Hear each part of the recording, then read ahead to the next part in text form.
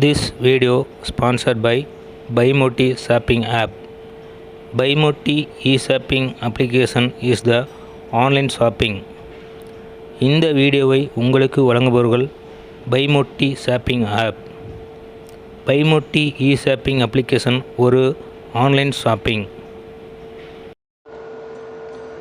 வணக்கம் நண்பர்களே, இன்று ஒரு திருக்குறள் கதை பற்றி பார்ப்போமா? ஒரு அரசு வேலையில் வேலை செய்கிற பரசுராம்ங்கிற ஒரு குடும்பம். பார்த்தீங்கன்னா அவருக்கு 2 குழந்தைகள். ரொம்ப சந்தோஷமாக வாழ்க்கப்பட்டிருக்கு. அந்த குழந்தைங்களும் ரொம்ப ஒரு தனியார் பள்ளியில் நல்லா படிக்க வச்சுருக்கிறாரு. ஆனாலும் அந்த வீட்டுக்காரம்மாவுக்கு ஒரு வருத்தம் என்னென்னா, அந்த பிள்ளைங்களை இதை விட ஒரு பெரிய ஸ்கூலில் படிக்க வைக்கணும் அப்படிங்கிறது ஆசை. அவங்களும் ஒரு நாள் தன்னுடைய ஆசையை அந்த வீட்டுக்காரர்கிட்ட சொல்கிறாங்க. என்னங்க, இந்த மாதிரி நம்ம குழந்தைங்கள வேறு ஒரு பெரிய பள்ளிக்கூடத்தில் படிக்க வைக்கணும் அப்படின்னு சொல்கிறாங்க.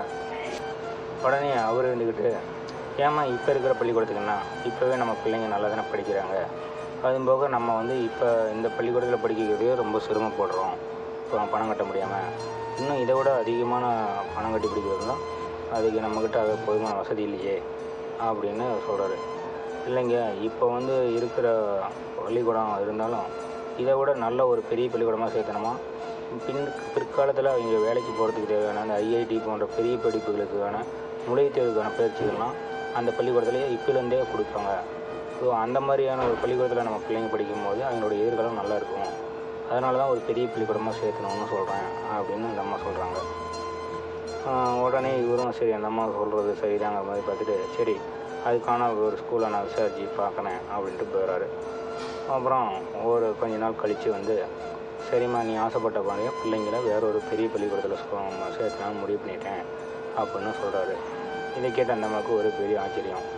என்னங்க சொல்கிறீங்க, இப்போ தானே சொன்னீங்க நம்மக்கிட்ட அந்த மாதிரி வசதி இல்லைன்னு, இப்போ திடீர்னு என்ன இந்த முடிவு வருதுன்னு?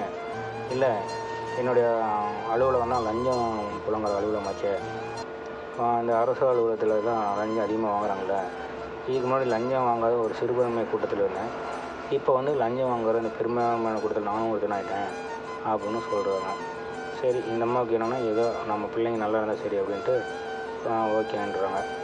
அப்புறம் இப்போ அவர் நல்லா லஞ்சம் வாங்கி பணப்புழக்கம் அதிகமாக இருக்கனால வீட்டுக்கு தேவையான பொருள், ஃப்ரிட்ஜு, வாஷிங் மிஷினு, டிவி இப்படின்னு வசதியாக நல்லா வாழ்கிறாங்க. இப்படியே போயிட்டுருக்குது. ஒரு நாள் ரொம்ப மன உளைச்சலோட வீட்டுக்கு திரும்புகிறாரு. அந்த அம்மா அவரை பார்த்துட்டு, என்னங்க இன்றைக்கி ரொம்ப வருத்தமாக இருக்கிறீங்க, ஏன் என்னாச்சு அப்படின்னு கேட்குறாங்க. உடனே, இல்லை இதுக்கு முன்னாடி கம்மியாக நேர்மையாக இருந்தப்போ கூட நல்ல மரியாதை கொடுத்துட்டு மதிப்பு மரியாதையோட எப்போ நான் லஞ்சம் வாங்குறேனோ அப்போலேருந்து மதிப்பு மரியாதைலாம் போயிடுச்சு. மதிப்பு மரியாதை கூட விடுமா, அது கூட முக்கியம் இல்லை. இப்போ ரொம்ப விதிகளுக்கு மீறி ரொம்ப விதிகளெல்லாம் மீற சொல்லி அழுத்தம் கொடுக்குறாங்க. அதனால் ரொம்ப மன உளைச்சல் இருக்குது.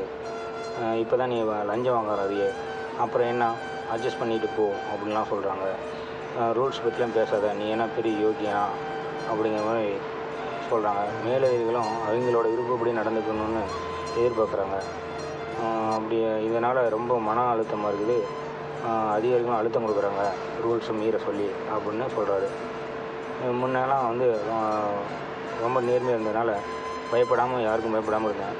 இப்போ லஞ்சம் வாங்குறதுனால எப்போ மாட்டிக்குமோ நான் அந்த பயத்தோடையே வாழ்ந்துட்டு இருக்கிறேன் அப்படின்னு சொல்கிறாரு. சரிங்க, இதுக்கு மேலே நீங்கள் உங்கள் விருப்பப்படி பழையபடியே இருந்துக்கோங்க, அதுதான் நமக்கும் நல்லது, நம்ம குடும்பத்துக்கும் நல்லது அப்படின்னு நம்ம சொல்கிறாங்க.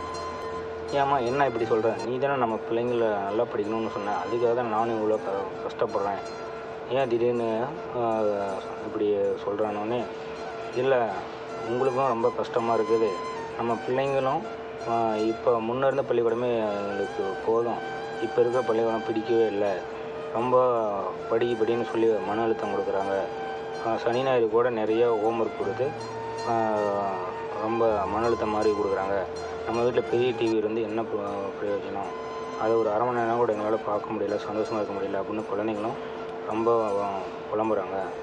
அதனால் அவங்கள பழைய ஸ்கூல்லே சேர்த்துட்டு நீங்களும் உங்கள் விருப்பப்படி நேர்மையாக இருங்க அப்படின்னு அந்த அம்மா சொல்கிறாங்க. இதை கேட்டோடனே அவருக்கு பெரிய ஒரு லாட்ரி அடித்த மாதிரி மன நிம்மதியோடு இருக்கிறாரு. இப்போ இந்த கதை எந்த குறளை உணர்த்துதுன்னா, அறத்துப்பாலில் துறவறவியலில் அதிகாரம் 37 அவா ஒருத்தல், குறள் எண் 368. அவா இல்லார்க்கில்லாகு துன்பம் அஃதுண்டேல் தவா அது மேன்மேல் வரும். பொருள்: ஆசை இல்லாதவர்களுக்கு துன்பம் இல்லை. ஆசைகள் இருந்தால் மேலும் மேலும் துன்பங்கள் தொடர்ந்து வரும். நன்றி, வணக்கம்.